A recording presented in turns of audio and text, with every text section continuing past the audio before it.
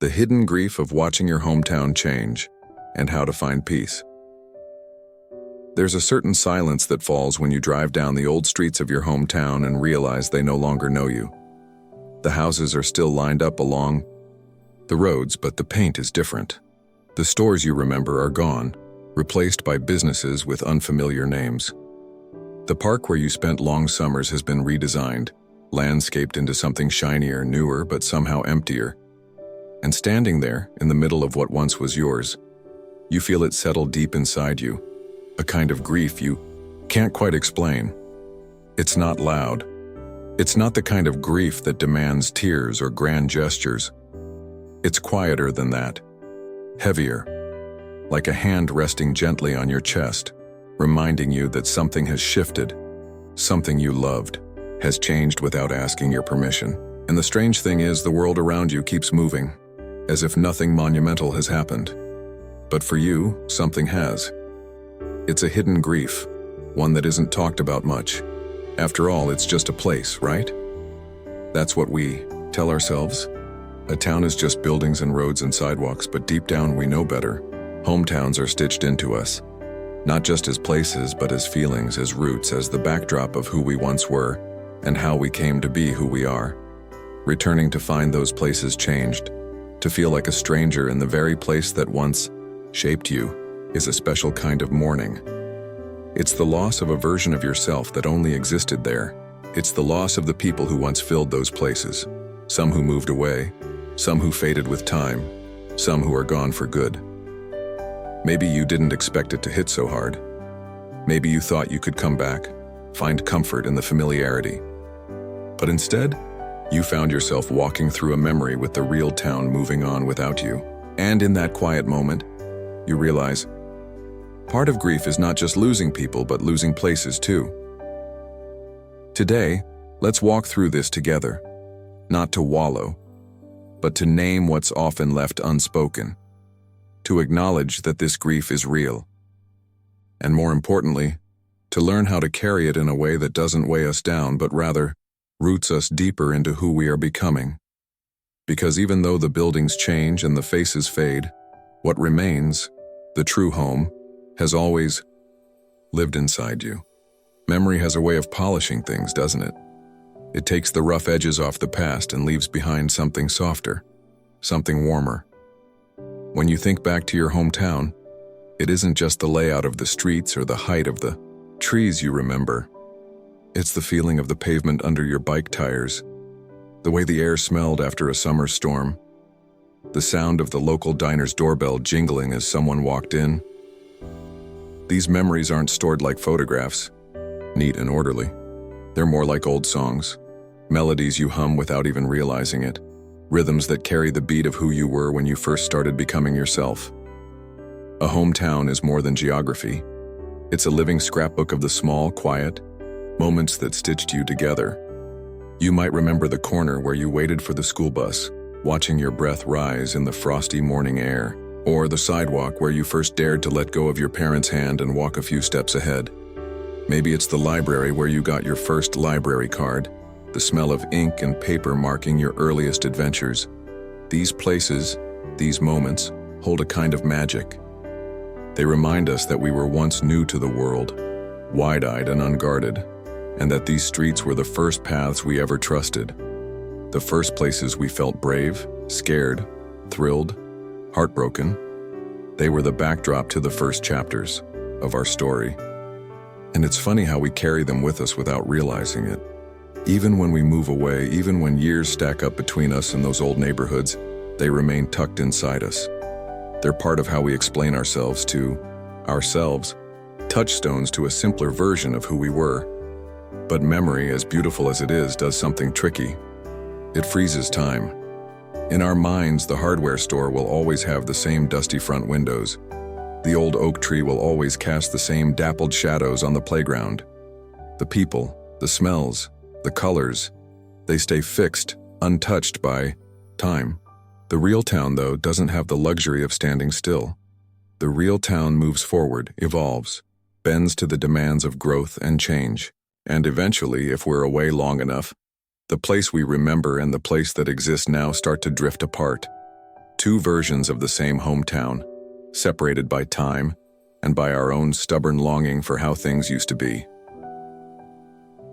The truth is, we hold on to memory because it feels safe, familiar. We reach back because the past doesn't ask us to adjust, to recalibrate, to mourn.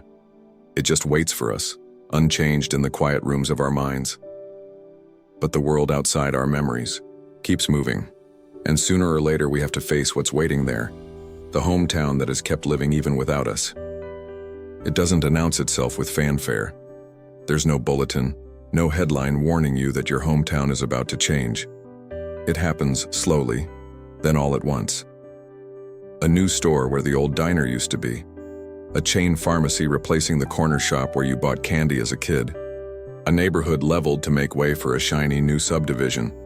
At first, it's easy to brush off. Change is inevitable, you tell yourself.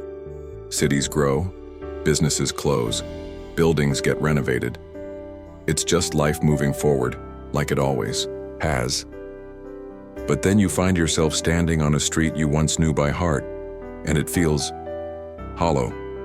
The landmarks you used to navigate by, gone. The rhythm of the place, different.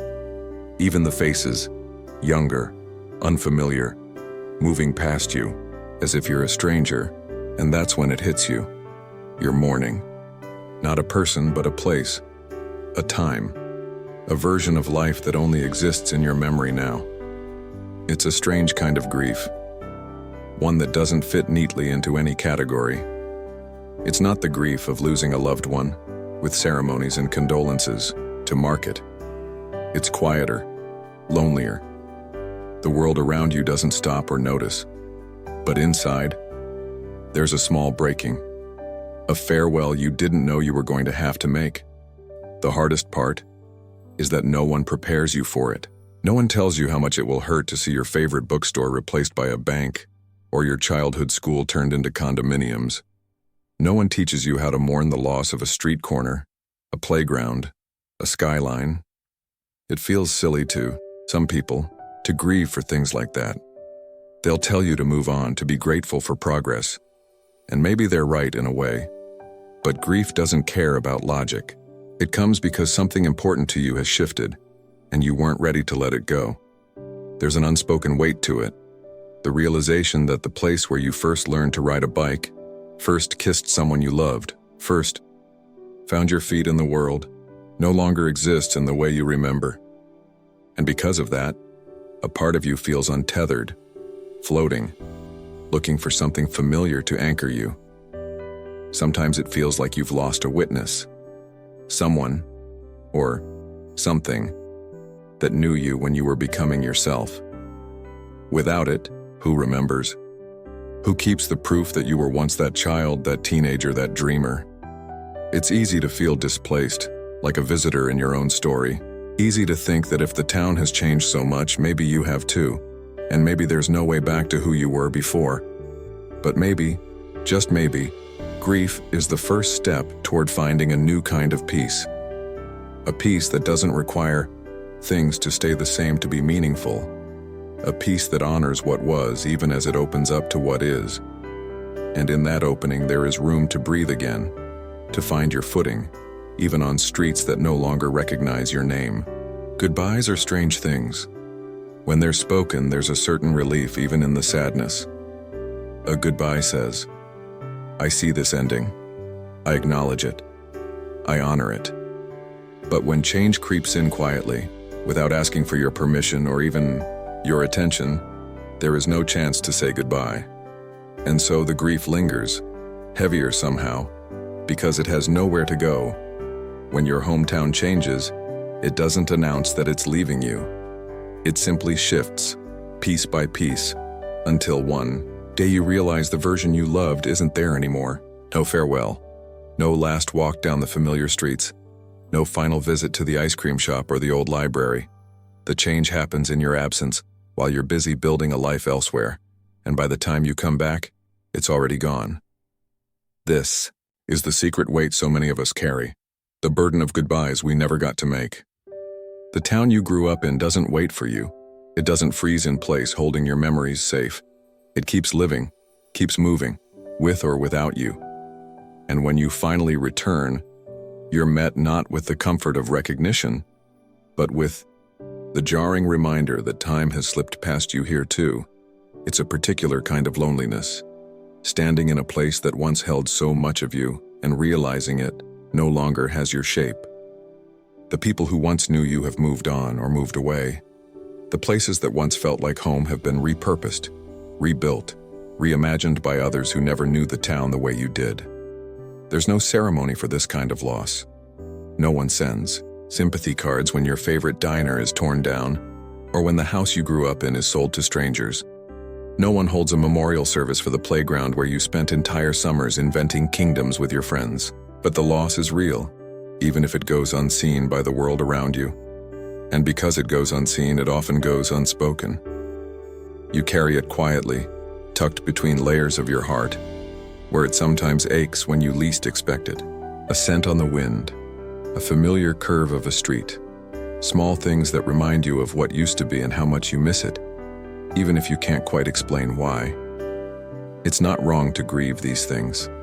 It's not wrong to feel that longing, that sadness, even when others might not understand it. In fact, it's a testament to the depth of your connection, to the fact that the town wasn't just a place on a map, but a part of your story. And maybe the hardest truth to accept is this: you can't go back. Not really. Not to the way things were. You can stand in the same spot, but the view has changed. The people have changed. You have changed. But recognizing that, naming that loss, honoring it, is the first step toward finding something else. Not a replacement, not a way to erase the grief, but a way to live alongside it, to let it soften rather than harden you. Because while you may not have been given the chance to say goodbye, you can still choose how to carry the memory. You can choose to let it be a source of strength, a quiet reminder of where you come from and the roots that will always, somehow, live inside you.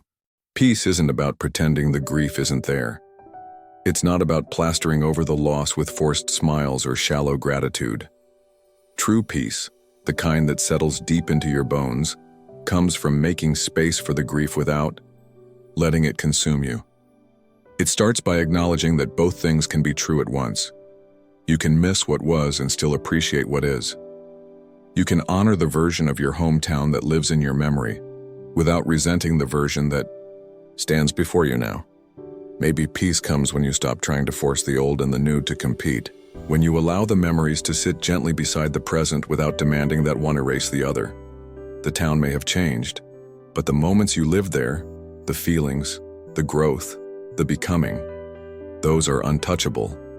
They are yours, unchangeable by time or construction or progress. Finding peace might mean walking through the new streets with open eyes, letting yourself be curious rather than resistant. It might mean finding new favorite spots even as you quietly mourn the old ones. It might mean recognizing that while the buildings are different, the soil beneath your feet is still the same earth that once knew your first steps. And sometimes, peace comes from realizing that home was never just the buildings, never just the familiar shops or tree-lined streets. Home was, and still is, the way you carry those memories with you. The way you let them shape you, even as you continue to grow and change. You can find pieces of your hometown in the way you smile at a stranger, the way you cook your favorite meal, the way you tell your children or grandchildren stories of how it used to be. You can find it in the songs you hum without thinking, in the old photographs tucked away in drawers, in the scent of rain on asphalt that will always, somehow, take you back. Change doesn't erase your history. It adds to it. It reminds you that life is not static, that we are all in a constant state of becoming. And while it's okay to mourn what's been lost, it's also okay, more than okay, to welcome what's new, to find beauty in what is, even if it looks different than what you remember. Peace isn't found in holding on too tightly. It's found in opening your hands, your heart, to the truth that change, while painful, also carries the seeds of something beautiful.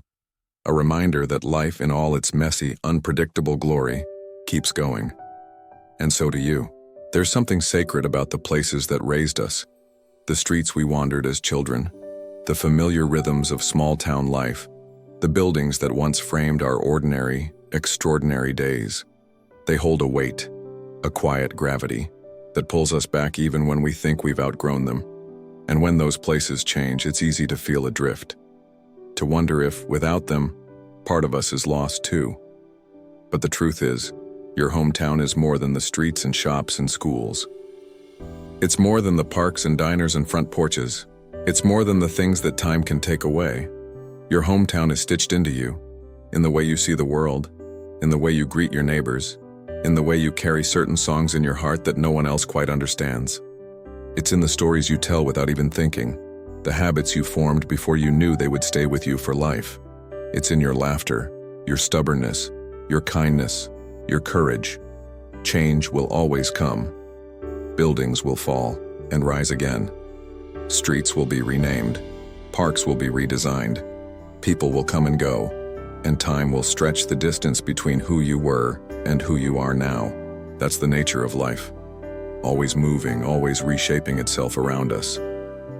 But home, real home, isn't something that can be torn down or renovated. It's a place you carry inside you, untouched by the shifting sands of time. It's the echo of who you've been and the foundation of who you're still becoming. So when you find yourself standing in the middle of a street that no longer looks the way you remember, take a breath. Feel the ground beneath you. Know that it still holds your footsteps even if the surface has changed. Grieve what's gone. It's okay. Let yourself miss the way it used to be. But don't stop there. Look around. Open your heart to what's new, to what's possible. Carry your memories not as a weight but as a lantern, something to light your way forward. Because in the end, the hidden grief of watching your hometown change is really a reminder of how much you've loved. And that kind of love, once given, never really leaves you. You are still connected. You are still home.